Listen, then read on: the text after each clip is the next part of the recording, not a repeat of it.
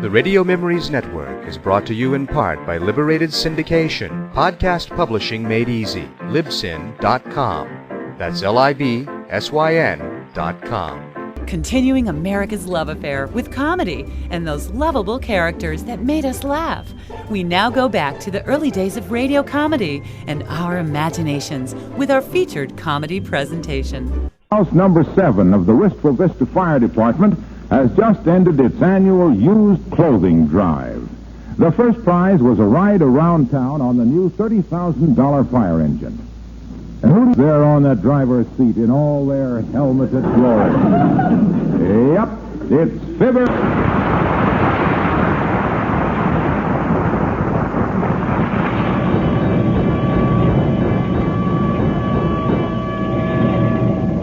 Boy, oh boy. Molly, ain't this fun? Hey, Mark. Hi, Herb. My goodness, McGee, do you have to yell at everybody? Hey, Kramer, up here, boy. I'm riding the fire engine, Kramer. Hey. Is there anyone in town who doesn't know you're riding the fire engine by now? They must be hard of hearing. And how I envy them. Yeah, drive slower, man. Oh, hi, boy. How are you, boy? Who was that? Oh, how do I know? I just don't want to miss anybody seeing me. Hey, Mike, let me put the siren once, huh? Just once. Don't need it. Siren won't carry over your voice anyhow. Kick the bell again if you want to. What do you mean, if he wants to? I haven't seen him so happy since he found his commanding officer of 1918 driving a garbage truck. You said it, kiddo. Oh, hey, there's Wallace Wimp. Hey, Wimp. Hi, boy. This is me, stomping the bell, Wimp. McGee, stop kicking the gong around. Huh? Try to act a little dignified, dearie. What will people think? Yeah. Let's try to act a little more. Ah, there's Mrs. McDonald. Yoo-hoo, Mrs. McDonald. Hey, Molly McGee, on the pirate. Ah, too late. She didn't see me. Man, oh man, what a buggy this is. This baby's got everything, hasn't it, Mike? What's the thing on the dash there that looks like a fire extinguisher? That's a fire extinguisher. Oh. But don't touch it. Don't touch it. We don't know how it works yet. Oh, what are we stopping here for, Mr. Casey? This is Walt's Mall Shop. I've got to run in and get the chief a hamburger. I'll be right back, folks.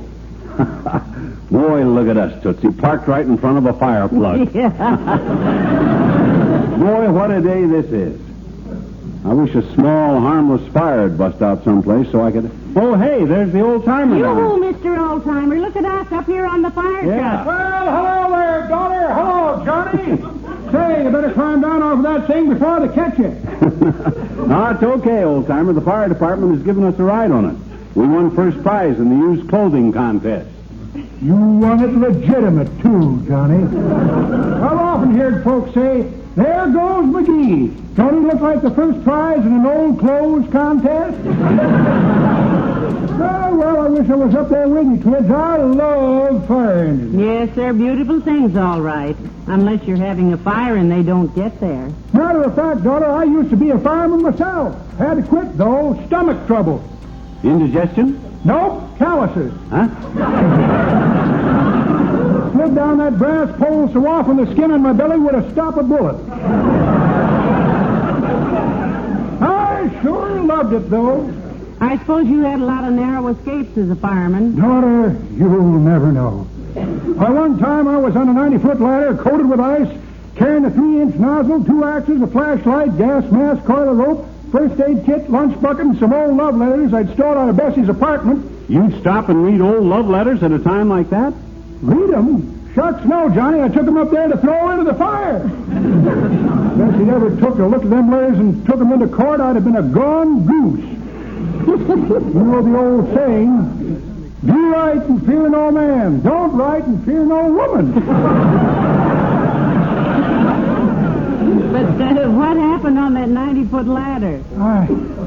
I slipped and fell, daughter. Oh. It was coated with ice. And, well, down I went. Wow, off a 90-foot ladder.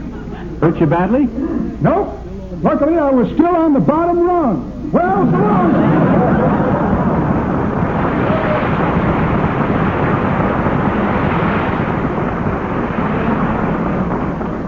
Some fireman he must have been. I'll bet it. Oh, here's Mike. Scoot over, kiddo. We haven't touched a thing, Mr. Casey. I hope you got the hamburger all right. All set, Mrs. McGee. You want to drive it back to the station, McGee? Huh? Me? Oh, my gosh. You hear that, Molly? Yeah. I'm going to drive it. I'm going to drive the fire engine. 18 million horsepower, and I'm going to drive it. Where can I get a taxi? Oh, he'll be all right, Miss McGee. It's only a couple of blocks to the engine house. Hope nobody sees me, I know. It's just my dirty luck that nobody sees me. I'll shift gears for you. Kick in the clutch, McGee. Let's go. Okay. Boy, when I roll past the Elks Club with a siren going 70 and me going 30, those guys will be wild. Here we go. Up.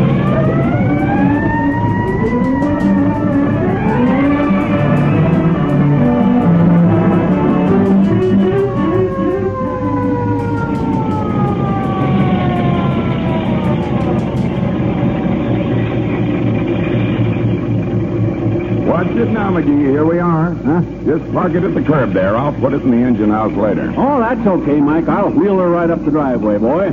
I'll take her right on inside the firehouse. Now, maybe you better let him do it, dearie.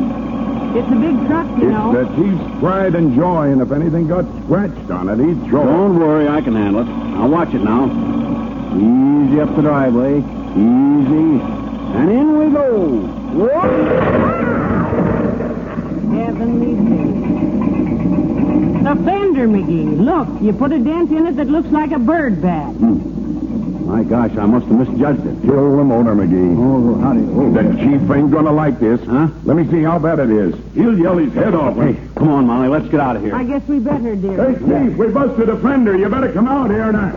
Hey, McGee, wait a minute. Come on, Phil. Let's go. McGee, wait for baby. McGee, hey, come back here.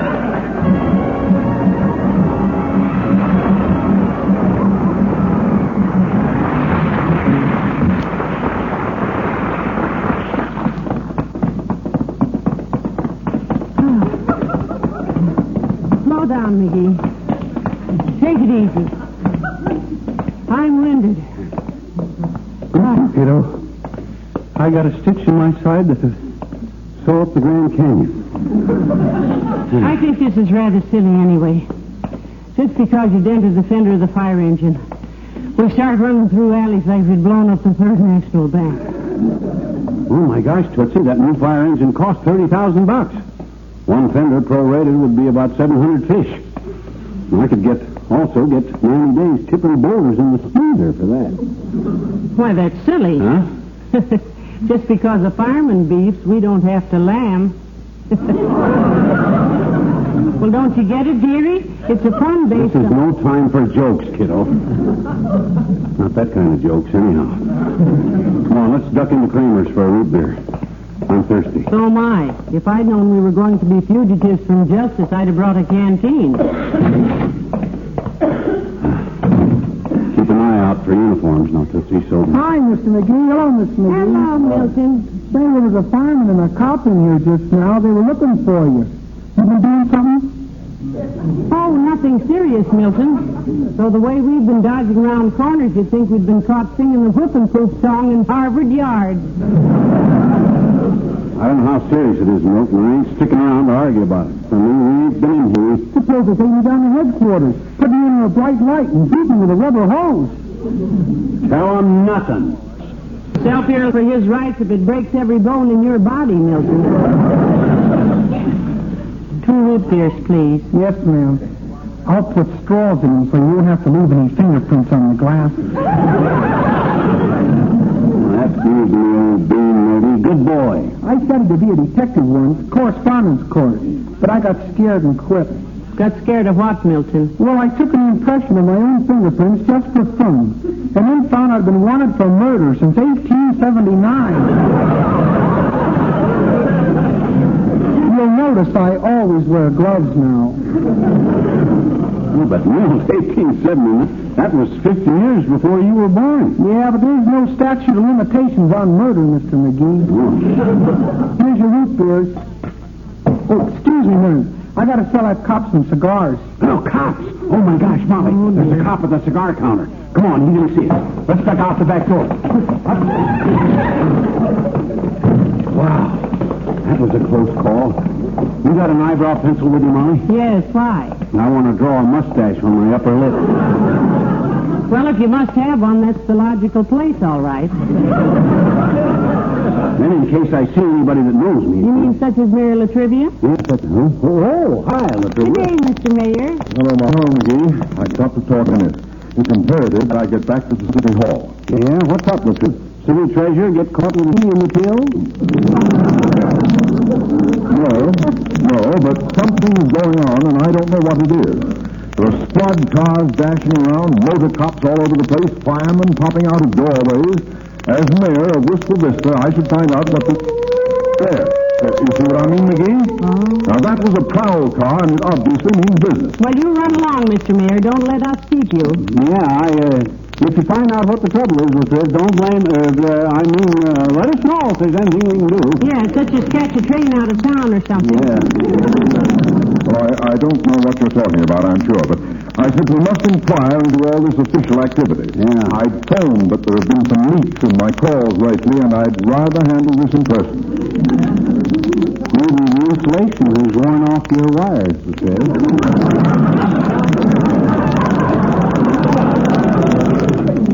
What difference would that make?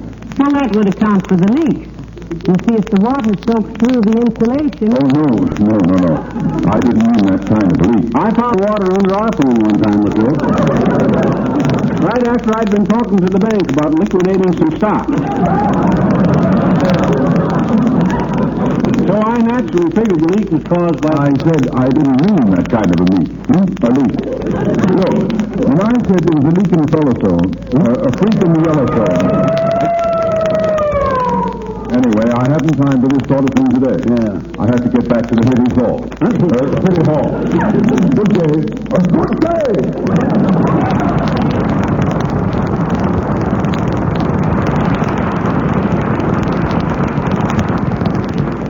That was too bad, McGee.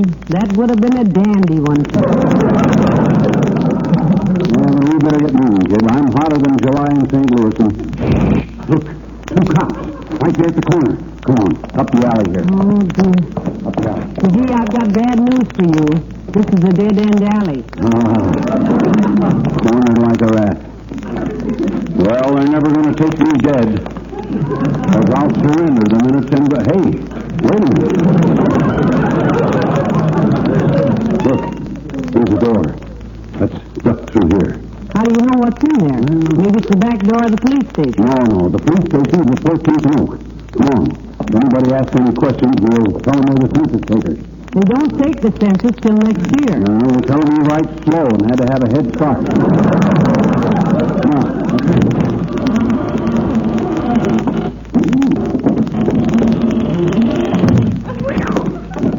Heavenly days, look at all the boxes in here. I wonder what this stuff is. I don't know what it is, but I know what it better be. And after we get through that crosstown shipping, Fraser, we'll go into... Well, hello, Molly. Hello, pal. See what I mean? What are you doing in here? The whole dad-ratted police force and the fire department is out looking for me, Junior. Look, if you won first prize collecting used clothing and won a ride on a fire engine, and just because I'd entered a fender, if anybody comes in here looking for me, is it my fault if the truck was too big for the engine house? And would you turn me in, boy? Is there any reward? Not that we know of. Why, certainly I wouldn't turn you in, pal. You'll hide here as long as you like. Though we're awfully busy with the special new Johnson's Slow Coat offer, you know. Yes, I believe we heard something You're about it. keeping me hopping, believe me. Yeah. You see, Johnson's are offering 1/3 more Glow Coat at no extra cost. Yeah, but the new 1949 Glow Coat with a new glow. And they're offering on a money-back if not satisfied basis. Yeah, but the cops are after me. What are the offers? I don't see how anybody could resist it. Just imagine 1/3 more Glow Coat for no extra money, pal. Yeah. The new 1949 Glow Coat that shines as it dries. Please come looking for With an extra gleam and an extra measure of protection. The Glow Coat that saves you to use. It always saves you time and effort. And it now saves you money, too. We should have given ourselves up. Look, with this great bargain offer, more housewives than ever are learning about Johnson's self-polishing Glow Coat and how it's the finest polish. Hey, look. Waxy. Yes, pal. We'd like What's your advice, Mr. Wilcox? What'll I do, Junior? Stay on the lam or turn myself in? Pal, my advice is give yourself up. You'll never have a minute's peace with this horrible thing on your conscience. Give yourself up and pay for the damage. Look, suppose it costs you $50 or so. Isn't that better than hiding from the law all your life? Do you know anybody that could fix it, Mr. Wilcox? Well, certainly. My cousin digs iron things out, Wilcox.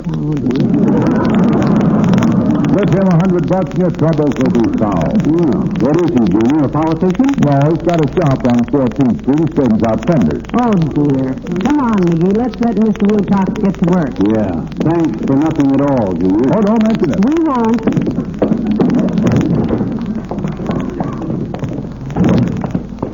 Oh, look. Here's what we do, Louie. Or kiddo. I'll keep an eye for you for the gendarmes, Steve.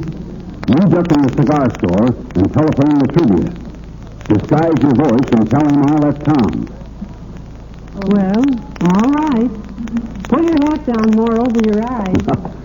Okay. Ah, there goes a good kid. If I told her I just busted into the Third National Bank, she wouldn't bat an eye. She'd probably bat me. But nevertheless, how can you... Oh, hi there, Kitty. Now, look, I got no time to bat the fat now. Come on, Daddy said he saw you downtown today driving a fire truck, mister. Oh, boy, did he get a kick. Yeah? What did he say about it? Well, he said he'd seen lots of fire trucks go by on false alarms, but it was the first time he ever saw a false alarm go by on a fire truck.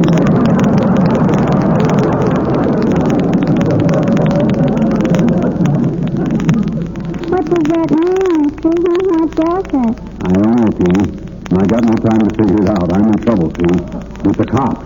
Trouble? With the law? Yeah. Well, you came to the right woman, mister. Never fear, I can hide you from your pursuers. well, that's very nice of you. We got a dandy hideout, I bet you. Huh? It's a platform up in the tree and see the cops could never find you up there, I bet you. They wouldn't, eh? No, because... I said they wouldn't, eh? What does that mean? The cops. Why? Because I'd be in your hideout. Up in the tree, I know it. Hey, what you doing, mister, really? Well, that fire truck I was driving, Jean. You stole it. No. I didn't steal anything. I was driving it, see? Oh, boy, you wrecked it. I did not. Look, I was driving it into the firehouse. And bumped into a fireman and busted his leg. No. Oh, you are in trouble, mister, because busting the fireman... I didn't bust anybody's leg. I just dented a fender. And all the cops in town are looking for me. Well, if it's that bad, mister, maybe we better not try to hide you because our hideout is up in the tree. Yeah, I know, but why... And you're far enough out on a limb already.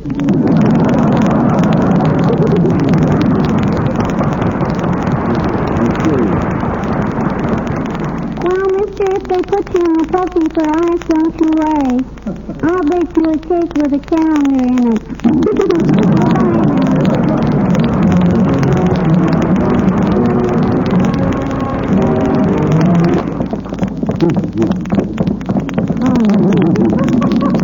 Stop. I can't run any longer. I'll do that like a slow bunt. I'm going to quit running around like a hunter animal I am. Let's just walk. Like ordinary people. Good. Up this alley here. Look. We'll walk back at the pool hall, see? Cut through the elk cover. Oh, my gosh, here they come again. Where's Trap, Molly? Where do we go? What do we do? I know where I'm going. Huh? I'm going to sit right down here on this ash can and get my breath. Oh. Heavenly days, we're not criminals, McGee. No, but how can I explain that over my shoulder to a running cop? Because I happen to notice we busted the junior out of a fender on a new fire truck. Somebody's coming up the alley. Where? Oh, it's Ole from the Elks Club. Hello, Ole. Oh, hi, Ole. Fill up an ash can and sit down. Hello, Mercy. I can't stay with you. I just happened to see you broke up this alley, and I brought you the news. Yeah, what is it, Ole? What's the news? The fireman that's looking for you. They're wanting McGee. Oh, well, isn't that nice, McGee? It's so nice to be wanted. Yeah. Did you ask them what they wanted to see me about, Ole? I don't ask questions to the man who's doing anything, McGee. I may be with the janitor, but I'm no foolish janitor. They ask the question. What did they ask you, Ollie? Well, they say they want to know where they can get a hold of McGee. And I say most people get hold of McGee by the collar. Yeah. Then what? Danny says if you happen to come back to the Dance Club, lock me in the closet and call him quick. What? Lock me up? Sure. The chief says if I lock you in the broom closet, it gives me $5. Cash money. 70 days a reward. Well, that's ridiculous. He hasn't done anything so terrible, Ollie. I don't judge my friends by what they're doing, missus. I don't even ask what it's on. I don't care. Good boy. I just ask one question. Are you coming back? The chief gives me $5. Oh, Ollie, you wouldn't do a thing like that. Look, he's in trouble, Ollie. All he did was dent a fender on the nasty old new fire truck. Sure. Just a little dent. And they've run us around till we're worn out. Yeah, you mean to tell me he'd turn you in, you and your pal, for a measly $5 reward? Gosh, McGee, you make me ashamed in the face. Yeah, good for you. Sure, I go see if they won't make it $10.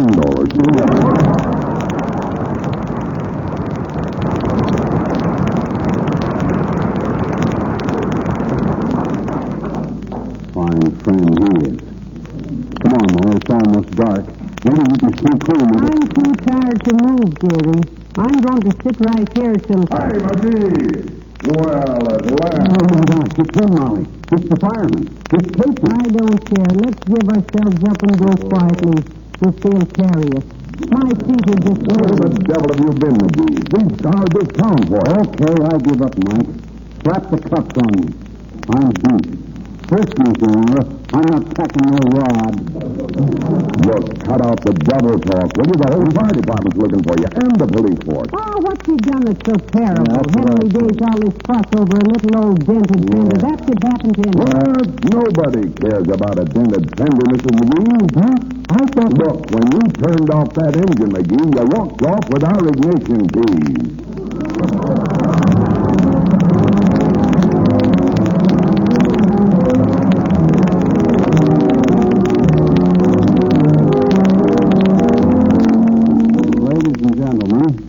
Now that we've given the car keys back to the firemen, we'd like to put in a little plug for them. Sort of a fire plug, you might say. These fellows don't wear fancy uniforms, and their heroism is usually anonymous.